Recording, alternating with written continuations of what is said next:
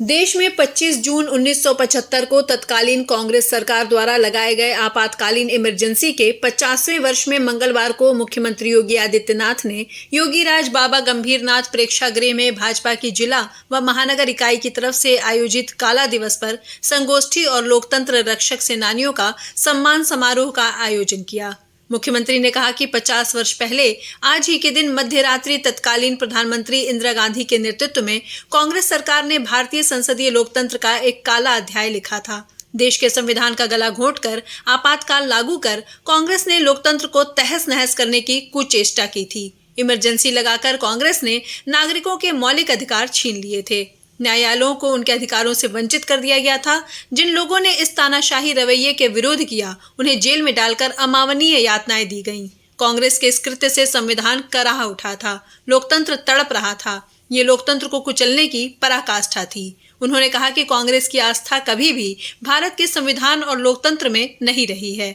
जब भी उसे मौका मिला, उसने संविधान का गला घोंटने और लोकतंत्र को कुचलने का कार्य किया है। भारत के संसदीय लोकतंत्र का एक काला अध्याय आज से ठीक 50 वर्ष पहले मध्य रात्रि में श्रीमती इंदिरा गांधी जी के नेतृत्व में कांग्रेस ने लिखा था। जब इस देश के अंदर संविधान का गला घोंटते हुए लोकतंत्र को नष्ट करने की एक साजिश के तहत कांग्रेस ने इस देश पर आपातकाल थोपा था। नागरिकों के अधिकार समाप्त कर दिए गए, प्रेस की आजादी छीन ली गई, न्यायालयों को उनके अधिकारों से वंचित कर दिया गया और पूरे देश के अंदर एक तानाशाही जैसा माहौल तत्कालीन कांग्रेस ने लागू करने जब कुत्सित कार्य किया था।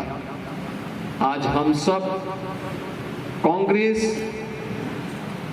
पार्टी के इस तानाशाही पूर्ण रवैये के खिलाफ 50 वर्ष पूर्ण होने के उपरांत अपने उन लोकतंत्र सेनानियों का सम्मान करने के लिए यहां पर आए एकत्र हुए हैं, जिन्होंने उस समय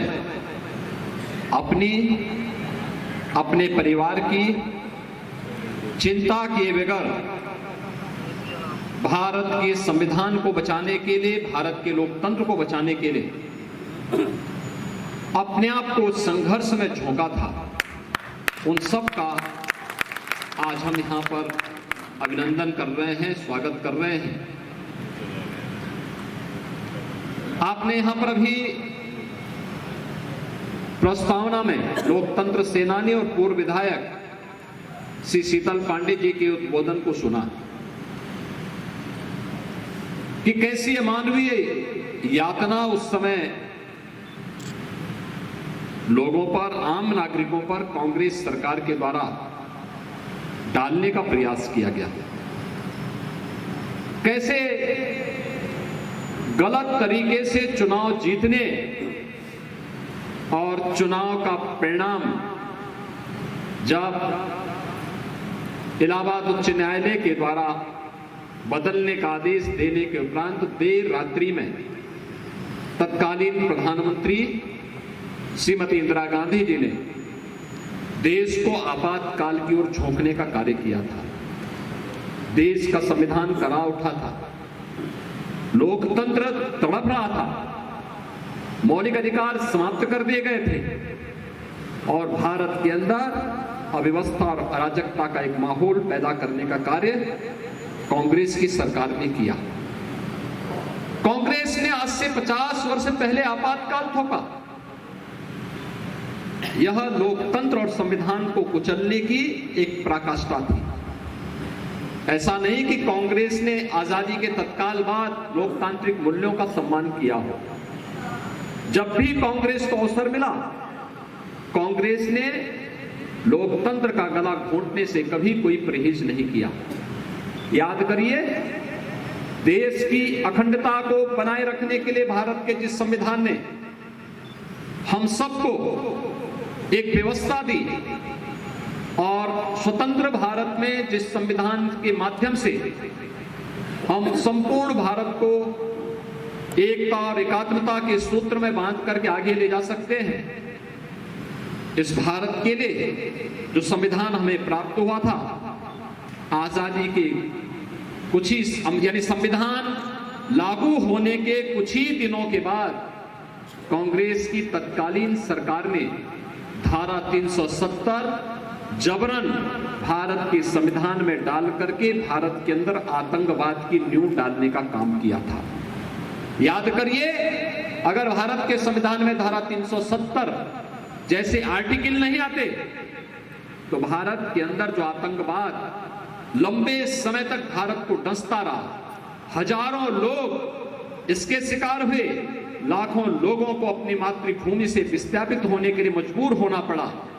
बहनों और बेटियों के साथ किस प्रकार के मानवीय बर्बर अत्याचार कश्मीर के अंदर हुए, ये किसी से छुपा हुआ नहीं है।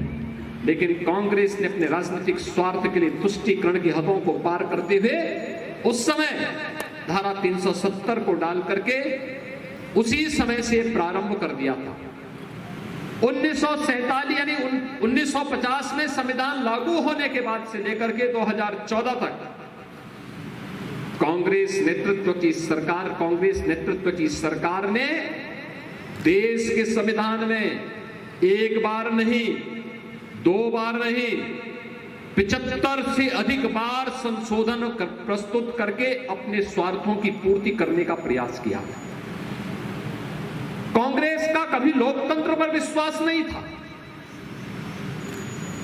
आपने देखा होगा संविधान की धारा 356 का दुरुपयोग करते हुए राज्यों में सरकारों को 90 से अधिक बार बर्खास्त, अनैतिक तरीके से बर्खास्त करने का कार्य कांग्रेस ने किया और लगातार देश के अंदर अव्यवस्था और अराजकता का माहौल पैदा करके अस्थिरता की ओर देश को धकेलने का काम कांग्रेस करती रही।